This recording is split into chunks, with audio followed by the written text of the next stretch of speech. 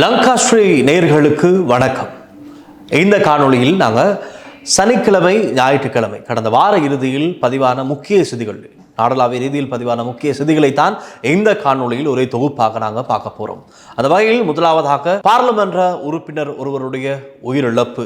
38 வயதான கேகாலை மாவட்டத்தைச் சேர்ந்த பாராளுமன்ற உறுப்பினர், தேசிய மக்கள் சக்தி கட்சியின் பாராளுமன்ற உறுப்பினர் கோசல நுவான் ஜாய்வீர என்ற நபர் திடீர் மாரடைப்பின் காரணமாக உயிரிழந்திருக்கிறார். கரவநெல்ல வைத்தியசாலையில் அனுமதிக்கப்பட்டதன் பின்னர் அவர் சிகிச்சை பலனின்றி உயிரிழந்திருப்பதாகத்தான் சொல்லப்படுகின்றது. ஆகவே பாராளுமன்ற உறுப்பினர்கள், குறிப்பாக என்பிபியின் கட்சியை சார்ந்த பாராளுமன்ற உறுப்பினர்கள் அனைவரும் இவருடைய இழப்புக்கு கவலை பதிவுகளை தங்களுடைய சமூக வலைத்தளங்களில் பதிவிட்டு வருவதை காணக்கூடியதாக இருக்கின்றது. அது ஒரு துன்பகரமான செய்தி, ஒரு பாரிய இழப்பு. அனூர் அரசாங்கத்தின் பாராளுமன்ற உறுப்பினர்களுக்கு அது ஒரு இழப்பாகத்தான் இருக்கின்றது. அதை அடுத்து நாங்கள் பார்க்கலாம், இந்த போதைப் பொருள் பழக்கத்துக்கு அடிமையான இளைஞர்களால் நாட்டில் பல பகுதிகளிலும் பல்வேறு குற்றச் செயல்கள் இடம்பெற்று வருது. அந்த வகையில் தான் தமிழர்கள் சிறந்து வாழ்கின்ற தமிழர் பகுதிகளிலும் இப்பொழுது இந்த போதைப் பொருள் காரணமாக நடக்கின்ற இந்த குற்றச் செயல்கள் அதிகரித்து வருது. அந்த வகையில் தான் கடந்த 2ஆம் தேதி இவ்வாறான ஒரு சம்பவம் பதிவாகி இருக்கிறது. முல்லைத்தீவு புதுக்குடியிருப்பு போலீஸ் பிரிவுக்குட்பட்ட வள்ளிப்புணம் பகுதியில் தான் இப்படி ஒரு சம்பவம் பதிவாகி இருக்கு. அது என்ன சம்பவம் அப்படின்னு பார்த்தா, போதைப் பொருளுக்கு அடிமையான ஒரு சில இளைஞர்கள் அந்த பகுதியில் வசிக்கின்ற பெண்களை தாக்கியும் திட்டியும் இருக்கின்றார்கள். ஆபாச வார்த்தைகளை பயன்படுத்தி இவ்வாறு நிறைய குற்றச்செயல்களில் ஈடுபட்டிருக்காங்க. ஆகவே இது சம்பந்தமாக தேடிப்போன பாராளுமன்ற உறுப்பினர் அந்த பகுதி பெண்களோடு சேர்ந்து இது சம்பந்தமாக கேட்டறிந்திருக்கிறாரு. அந்த கூட்டம் ஒன்று நடைபெற்றிருக்கு, சிறப்பு கூட்டம். இந்த பெண்கள் கொடுக்கின்ற பிரச்சனைகள் சம்பந்தமாக அந்த பகுதி பெண்கள் அனைவரும் இணைந்து ஒரு கூட்டத்தில் பேசிக்கொண்டிருக்கும் போதே இந்த சம்பவத்தோடு தொடர்புடைய இந்த இளைஞர்கள், போதைப் பொருள் பாவனைக்கு அடிமையான இளைஞர்கள் அந்த இடத்துக்கு வந்து அங்கு பார்லிமெண்ட் உறுப்பினரிடம் முறையிட்டுக் கொண்டிருந்த பெண்களை தாக்கியும் திட்டியும் இருக்கிறார்கள். ஒரு பெண்ணுக்கு ஹெல்மெட்டில், இந்த இளைஞர்கள் பயன்படுத்திய ஹெல்மெட்டிலே தாக்கி காயத்தை ஏற்படுத்தியிருக்கிறார்கள். இவ்வாறு ஒரு கொடூரமான செயல்களும் பதிவாகியிருக்கிறது. இப்பொழுது இந்த மாதிரியான செய்திகள் தமிழர்கள் வாழ்கின்ற தமிழர் பகுதிகளில் பதிவாகத்தான் ஒரு கவலைக்குரிய விடயம். அடுத்ததாக பதிவான ஒரு செய்தி தான், அதுவும் ஒரு கவலைக்குரிய செய்தி. என்னன்னு பார்த்தா, போலீஸ் காவலில் இருந்து உயிரிழந்த ஒரு இளைஞன் ஒரு சம்பவம் ஒன்றுக்காக கைது செய்யப்பட்டு வெளிக்கட போலீசாரின் காவல் இருந்த ஒரு இளைஞன் உயிரிழந்திருக்கின்றார். இது முதலாவது தடவையில் இந்த போலீஸ் காவலில் இருந்து உயிரிழக்கும் நபராக இவர் முதலாவது அல்ல. இதற்கு முன்னதாக எத்தனையோ சம்பவங்கள் இவ்வாறு இடம்பெற்றிருக்கின்றது. அதோடு சம்பந்தப்பட்ட போலீஸ் நிலைய பொறுப்பு அதிகாரிகள், அவர்களுக்கு எதிராக சட்ட நடவடிக்கைகள் எடுக்கப்படுகிறது, ஒரு சில இடங்களில் எடுக்கப்படாமலும் இருந்திருக்கின்றது. இப்படியான நிலையில் இந்த சம்பவம் பதிவாகிறது. வெளிக்கட போலீஸ் நிலையத்திலே காவல் இருந்த போது ஒரு இளைஞர் அண்மையில் உயிரிழந்த சம்பவம் தான் இது. இதற்கு இப்பொழுது பாரபட்சமற்ற, அதே மாதிரி நியாயமான ஒரு விசாரணை நடத்தப்பட வேண்டும் அப்படின்னு BASL இலங்கை சட்டத்தரணிகள் சங்கம் அந்த அறிக்கையில் குறிப்பிட்டிருக்கின்றது. குறித்த இளைஞனுடைய இந்த உயிரிழப்பை கண்டித்தது மட்டுமல்லாமல் நேற்றைய தினம் கூட, நேற்று மட்டுமல்ல நேற்றுக்கு முன்தினம் கூட, சனிக்கிழமை சரி ஞாயிற்றுக்கிழமை சரி, இதற்கு எதிர்ப்பு தெரிவித்து வெளிக்கடை போலீஸ் நிலை காவல் நிலையத்துக்கு முன்பாகவே ஆர்ப்பாட்டங்களும் இடம்பெற்றது. இப்பொழுது தொடர்ந்து சிவில் செயற்பாட்டாளர்கள், சிவில் அமைப்புகள் இந்த சம்பவத்தை இப்பொழுது பெரிதுபடுத்தி வருகிறார்கள். காரணம், ஒரு உயிரிழப்பு இடம்பெற்றிருக்கிறது போலீஸ் காவல் நிலையத்தில். ஆகவே அந்த இளைஞர் எப்படி உயிரிழந்தார் என்பது குறித்து கேள்வி எழுப்பி வருகின்றார்கள். இதோடு சம்பந்தப்பட்டவர்கள் யார் உடனடியாக கைது செய்யப்பட வேண்டும், இந்த உரிய அதிகாரிகள் என்று வலியுறுத்தி போராட்டங்களையும் முன்னெடுத்து வருகின்றார்கள். வார இறுதியில் பதிவான மற்றும் ஒரு முக்கிய செய்தி என்னன்னு பார்த்தா, ராஜகிரிய பகுதி, கொழும்பு ராஜகிரிய பகுதியில் சனிக்கிழமை இரவு வேளையிலே ஒரு மாபெரும் நிகழ்ச்சி இடம்பெற்று அழகு கலை நிபுணர்கள் ஒன்றிணைந்து ஏற்பாடு செய்திருந்த தெப்ரபேன் என்னும் இடத்தில தான் இந்த சம்பவம் பதிவாகியிருக்கு. ஒரு பாரிய தீ விபத்து தான் சனிக்கிழமை பதிவானது. ராஜகிரவில் தெப்ரபேன் என்கின்ற இந்த மண்டபத்திலே அழகுக்கலை நிபுணர் சந்திமால் ஜெயசிங்க, தெரியும், பிரபலமான ஒரு நபர் இலங்கையிலே. அந்த அவருடைய ஏற்பாட்டில் இடம்பெற்ற இந்த அவருது குமரி, அதாவது சித்திரை புத்தாண்டின் இளவரசிகளை தேர்ந்தெடுக்கின்ற, அழகாக இருக்கின்றவர்கள் தேர்ந்தெடுக்கின்ற ஒரு மாபெரும் போட்டியை தான் சந்திமால் ஜெயசிங்க ஒழுங்கு செய்தார். ஆனால் இந்த போட்டியின் இறுதி முடிவுகளை அறிவிக்கின்ற தருவாயில் திடீரென்று ஒரு தீ விபத்து ஏற்படுகின்றது.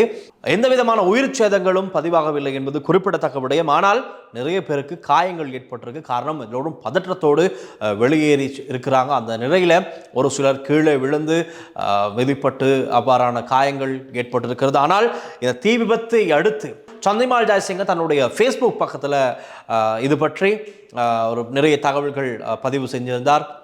யாருக்கும் எந்த விதமான உயிராபத்துக்களும் ஏற்படவில்லை. காயங்கள் ஏற்பட்டிருந்தாலும் கூட சொத்துக்கள் சேதமடைந்திருக்கின்றது.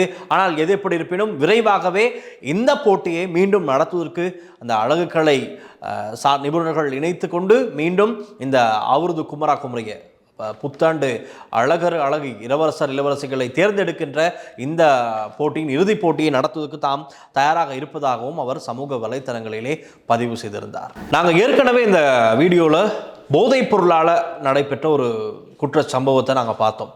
அதே மாதிரி இந்த போதைப் பொருளை சிறைச்சாலைக்குள் ஜெயிலுக்குள்ளே கொண்டு போயிருக்காங்க. அந்த ஒரு கப்புள் அவங்க இருவருமே ஆணும் பெண்ணும் கைது செய்யப்பட்டிருக்காங்க. அது எப்படின்னு பார்த்தா பட்பாசை குழுங்கள் தெரியும், பேஸ்டுக்குள்ளால இந்த போதைப் பொருளை மறைத்து வவுனியா சிறைச்சாலைக்கு எடுத்து சென்ற இருவர் கைது செய்யப்பட்டிருக்காங்க. சம்பவத்தில் ஆணும் பெண்ணும் இருவரும் இணைந்து தான் திட்டமிட்டு இந்த பட்பசைக்குள்ளே போதைப் பொருளை மறைத்து எடுத்து சென்ற போது முற்பட்ட போது அங்கு பரிசோதனை இடம்பெற்ற வேளையில் தான் இவர்கள் இருவருமே கைது செய்யப்பட்டிருக்கிறார்கள். இப்பொழுது இருவரும் மன்னார் பகுதியைச் சேர்ந்த இருவர் தான் இவ்வாறு கைது செய்யப்பட்டிருப்பதாகவும் இந்த செய்திகள் பதிவாகியிருக்கு. சிறைச்சாலையில் இருந்த ஒரு நபரை பார்வையிட வந்தவர்கள் தான் இவர்கள் என்றும் குறிப்பிடப்பட்டிருக்குது. இப்பொழுது இருவருமே வவுனியா போலீசாரால் கைது செய்யப்பட்டு விசாரணைக்கு உட்படுத்தப்பட்டு வருகின்றார்கள். அடுத்த செய்தியாகவும் போதைப் பொருள் சார்ந்த ஒரு செய்தித்தான் இது. மிகப்பெரிய அளவிலான போதைப் பொருள் கிலோகிராம் 700 கிலோகிராம் போதைப் பொருள் கடற்படையினரால் கைப்பற்றப்பட்டிருக்கு. அதாவது மேற்கு கடற்கரைக்கு அப்பால் உள்ள கடல் பகுதியில் கடற்படை மற்றும் போதைப் பொருள் தடுப்பு பணியகத்தால் இந்த போதைப் பொருள் மொத்தமான 700 கிலோ மொத்தமாக போதைப் பொருள் கரைக்கு கொண்டு வரும் நிலையிலேயே இவ்வாறு கைப்பற்றப்பட்டிருக்கிறது. அதன்படி 700 கிலோகிராம் ஹெரோயின் மற்றும் ஐஸ் போதைப் பொருள் அதிகாரிகளால் கைப்பற்றப்பட்டதாக கடற்படை ஊடக பேச்சாளர் தெரிவித்திருந்தார். மிக பாராட்ட வேண்டிய ஒரு விடயம். அந்த 700 கிலோ ஐஸ் மற்றும் ஹெரோயின் போதைப் பொருள் இலங்கைக்குள்ள வந்திருந்தா என்ன நடந்திருக்கும்? ஏற்கனவே இருக்க போதைப் பொருளை பயன்படுத்தி எத்தனையோ குற்றச் செயல்கள் செயற்பாடுகள் அதிகரித்திருக்கு, தவறான செயற்பாடுகள். அவை இந்த 700 கிலோவும் உள்ளே வந்திருந்தால் எத்தனையோ இன்னும் ஏராளமான அசம்பாவிதங்கள் இடம்பெறுவதற்கான வாய்ப்புகள் இருக்கு. ஆகவே அது தடுக்கப்பட்டிருப்பதாகத்தான் சொல்லலாம். 700 கிலோவும் இப்பொழுது கைப்பற்றிருக்காங்க கடற்படை மற்றும் போதைப்பொருள் தடுப்பு பணியகம். அடுத்ததாக நாங்கள் பார்க்க போகிற செய்தி என்ன அப்படின்னு பார்த்தா, எங்களுக்கு தெரியும் இந்திய பிரதமர் நரேந்திர மோடி அவர்கள் இலங்கைக்கு வந்துட்டு இப்போது மீண்டும் இந்தியாவுக்கு போயிட்டார். 2 நாள் விஜயமாக இலங்கைக்கு வந்திருந்து அவருக்கு மாபெரும் வரவேற்பு இலங்கை ஜனாதிபதி அனுரகுமார் திசாநாயக்கவினால் வழங்கப்பட்டது. அதேபோல் இலங்கையின் உயரிய கௌரவமான ஒரு பதக்கத்தையும் நரேந்திர மோடி அவர்களுக்கு பிரதமர் அவர்களுக்கு அனுரகுமார் திசாநாயக்க ஜனாதிபதி அவர்கள் ஜனாதிபதி செயலகத்தில் வந்து வழங்கியிருந்தால், இதே போன்று எதிர்க்கட்சி தலைவரும் ஒரு பரிசினை இந்திய பிரதமர் நரேந்திர மோடிக்கு வழங்கியிருந்தார். ஆகவே இந்த பரிசு, இந்த நினைவு சின்னம், இந்த நினைவு பரிசு சம்பந்தமாக சமூக வலைத்தளங்களில் பலராலும் பேசப்பட்டு வந்தது. அது ஒரு சிறுத்தையின் புகைப்படம். ஆனால் சிறுத்தைக்கு ஒற்றை கண் பார்வை தான் இருக்கிறது. ஒரு கண் மிகவும் நீல நிறமாக மறைக்கப்பட்டிருக்கிறது, ஒரு கண் தெளிவாக தெரிகிறது. ஆகவே இந்த சிறுத்தையின் பின்னணி கதை என்பது குறித்து இப்போ சமூக வலைத்தளங்களில் பல இடங்களிலும் பேசப்பட்டு வந்தது. இந்த சிறுத்தையை பற்றி சொல்ல போனால் வில்பத்து தேசிய பூங்காவில் ஒரு கண் பார்வை இழந்த ஐவான் எனத்தான் இந்த சிறுத்தை அழைக்கப்படுதாம். பெண் புலியின் இந்த சிறப்பு புகைப்படத்தை இந்திய பிரதமர் நரேந்திர மோடிக்கு கொழும்பில் எதிர்க்கட்சி தலைவர் சஜித் பிரேமதாச வழங்கியது பெரும் கௌரவமாக அவர் கருதியிருக்கிறார். அதேபோல் ஒரு கண் பார்வை இழந்திருந்தாலும் காட்டின் சவால்களை வெற்றிகரமாக எதிர்கொண்டு வாழும் இந்த சிறப்பான விலங்கு இலங்கையின் இயற்கை பாரம்பரியம் மற்றும் அழகின் உண்மையான சின்னம் அப்படின்னும் சஜித் பிரேமதாஸ் அவர்கள் தன்னுடைய ஃபேஸ்புக் தளத்தில் ஒரு பதிவினையும் மேற்கொண்டிருக்கிறார். இதே மாதிரி தான் அடுத்த செய்தியை இந்த கிராண்ட் பாஸ் பகுதியில் இந்த வார இறுதியில் சனிக்கிழமையில் பதிவாகி இருக்கிற ஒரு செய்தி. அதுவும் ஒரு குற்றச்செயல் தான். அநியாயமாக ஒரு பெண் உயிரிழந்திருக்கின்றார், அதுவும் கணவருடைய தாக்குதலில். அது எப்படி, என்ன செய்தி என்று விவரமாக பார்க்கலாம். கொழும்பு கிராண்ட் பாஸ் பகுதியில் கடந்த சனிக்கிழமை கணவனுக்கும் மனைவிக்கும் இடையில் ஒரு தகராறு சண்டை இடம்பெற்றிருக்குது. இந்த சண்டையை சமாளிக்க 26 வயதான ஒரு இளைஞரும் இந்த சண்டையை சமாளிப்பதற்காக சமரசம் செய்வதற்காக வந்திருக்கிறார். இதன் போது கணவர் தன்னுடைய மனைவியையும் தாக்கி அந்த சமரசம் செய்ய வந்த இளைஞரையும் தாக்கி இருக்கிறார்கள் கூறிய ஆயத்தத்தால் இதன் போது உடனடியாக பெண் இந்த மனைவி வைத்தியசாலையில் அனுமதிக்கப்பட்டும் சிகிச்சை பலனின்றி உயிரிழந்திருக்கிறாங்க. ஒரு கூறிய ஆயுதத்தால் தாக்கித்தான் இந்த சம்பவம் இடம்பெற்றிருக்கு. கொழும்பு கிராண்ட் பாஸ் பகுதியில் இதுவும் ஒரு துன்பகரமான செய்தி. பாருங்கள், ஒரு தகராறில் முடிந்திருக்கிறது. கணவன் மனைவிக்கு இடையில் இடம்பெற்ற சண்டை கத்தி குத்தில் முடிந்திருக்கிறது. சம்பவத்தில் மோதர உயர பிரதேச 60 வயதுடைய பெண் தான் இவ்வாறு உயிரிழந்திருப்பதாக அந்த செய்தி அவ்வாறு பதிவாகி இருக்கு. வார இறுதியில் பதிவான முக்கிய செய்திகளை தான் நாங்கள் இந்த வீடியோவில் பார்த்து கொண்டு இருக்கின்றோம். அந்த வகையில் இந்த ஏப்ரல் மாதத்தில் நாங்கள் இருக்கோம். தெரியும், ஏப்ரல் 21 என்றாலே ஒரு கருப்பு நாள் தான். 6 வருடங்களுக்கு முன்பு 2019 ஏப்ரல் 21 இலங்கையில் இடம்பெற்ற மிலேச்சத்தனமான குண்டு தாக்குதல் யாராலும் மறக்க முடியாத ஒரு சம்பவம். அன்று தொடங்கி இன்று வரை இந்த ஏப்ரல் மாதத்தில் இருக்கிறோம். இன்னும் ஒரு வாரங்களில் 21ஆம் தேதி வந்துவிடும். இந்த 21ஆம் தேதியுடன் 6 வருடங்கள் பூர்த்தியாகிறது இந்த மிலேச்சத்தனமான குண்டு தாக்குதல் இடம்பெற்று. இன்னமும் இந்த சம்பவத்தின் பின்னணி பிரதான சூத்திரதாரிகள் யார் என்பதை தேடிக்கொண்டு தான் இருக்கின்றார்கள். அரசாங்கங்களும் பல அரசாங்கங்களும் கடந்து விடுது. இப்பொழுது ஒரு புதிய அரசாங்கம் ஆட்சியில் இருக்கின்றது. இவர்களும் தேர்தல் மேடைகளிலே சொன்ன ஒரு விஷயம்தான், நிச்சயமாக ஆட்சிக்கு வந்தவுடன் இந்த உயிர்த்த ஞாயிறு தாக்குதல் பின்னணியில் இருக்கும் பிரதான நபர்கள் வெளிக்கொண்டு வரப்படுவார்கள். அவர்களுடைய பெயர்கள் அறிவிக்கப்படும். இதன் பின்புறத்தில் சேவை செய்தவர்கள் அனைவருமே கைது செய்யப்படுவார்கள், சட்டத்தின் முன் நிறுத்தப்படுவார்கள் என்று தான் இந்த அரசாங்கம் கூறியது. ஆனால் இதுவரை விசாரணைகள் இடம்பெறுகின்றது. விசாரணைகள் இடம்பெறாமல் இல்லை. விசாரணைகள் பல்வேறு கட்டங்களிலும் இடம்பெற்று கொண்டு தான் இருக்கு. ஆனாலும் யார் அந்த பிரதான சூத்திரதாரி யார் என்பது இன்னும் கேள்விக்குறியாகத்தான் இருக்கு. ஆனால் ஜனாதிபதி அன்றகுமார் திசாநாயக்க இறுதியாக ஒரு மக்கள் சந்திப்பின் போது சொன்னார், ஏப்ரல் 21, அதாவது இந்த 6 வருஷம் நிறைவடைவதற்கு முன்பாக, இந்த ஏப்ரல் 21க்கு முன்பாக இந்த உயிர்த்த ஞாயிறு தாக்குதலோடு தொடர்பட்ட ஒரு குழு, அந்த குழுவை சார்ந்தவர்களை பெயர்கள் வெளியிடப்படும், அவர்கள் சட்டத்தின் முன் நிறுத்தப்படுவார்கள் அப்படிங்கிற ஒரு விஷயத்தையும் சொல்லியிருந்தார். அது உண்மையாகவே சொன்னாரா அல்லது தேர்தலை இலக்காகவே சொன்னாரா அப்படிங்கிறது எங்களுக்கு தெரியாது. ஆனால் இப்போ நான் சொன்ன விஷயம் சமூக வலைத்தளங்களில் பல இடங்களிலும் பேசப்படுது. இத்தனை நாட்கள் அமைதியாக இருந்துவிட்டு இப்போது ஜனாதிபதி இந்த விஷயத்தை சொல்கிறாரு, அவருக்கு எப்படி தெரியும், தெரிஞ்சால் ஏன் உடனே நடவடிக்கை எடுக்க முடியாது அப்படியெல்லாம் கேள்விகளை எழுப்பி வராங்க.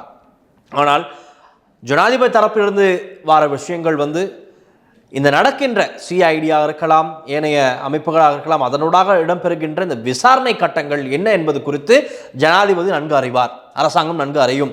ஆகவே அதை வைத்து தான் ஜனாதிபதி சொன்னாரே தவிர தேர்தலை இலக்காக கொண்டு அல்ல அப்படின்னும் அதை அந்த கருத்தை மறுத்துட்டாங்க. ஆனால் இது எப்படி இருப்பினும் உண்மையாக இந்த மிலேச்சத்தனமான தாக்குதலுக்கு பிரதான காரணமாக இருந்தவர்கள் யார் என்பது வெளிப்படுத்தும் இடத்து இன்னமும் இந்த கத்தோலிக்க திருச்சபை பாதிக்கப்பட்ட மக்களின் உறவினர்கள் இன்னமும் நீதி கேட்டுக்கொண்டு தான் இருக்கிறார்கள். ஆகவே என்ன செய்தி அப்படின்னு பார்த்தா, இப்போ 21ஆம் தேதி வருது, உயிர்த்த ஞாயிறு வரப்போகிறது, மற்றும் ஒரு உயிர்த்த ஞாயிறு தினம். இதனை முன்னிட்டு இலங்கையில் இருக்கிற அனைத்து தேவாலயங்களுக்கும் விசேட பாதுகாப்பு வழங்குவதற்கு அரசாங்கம் தீர்மானித்திருக்கிறது. ஆகவே பாதுகாப்பு தரப்பினர்கள் அனைத்து தேவாலயங்களிலும் பாதுகாப்பை பலப்படுத்துவதற்கு தயார்படுத்த வருகிறார்கள். எதிர்வரும் ஈஸ்வர் பண்டிகையை முன்னிட்டு நாட்டில் உள்ள அனைத்து தேவாலயங்களிலும் பாதுகாப்பை பலப்படுத்தத்தான் தீர்மானம் செய்யப்பட்டிருக்கிறது. போலீஸ் ஊடக பேச்சாளர் சிரேஷ்ட போலீஸ் அத்தியட்சர் புத்திக மனத்துங்கவை மேற்கோள் காட்டி ஒரு அறிக்கை வெளியிடப்பட்டது. இந்த அறிக்கையில் தான் இந்த விடயமும் குறிப்பிடப்பட்டிருக்கிறது.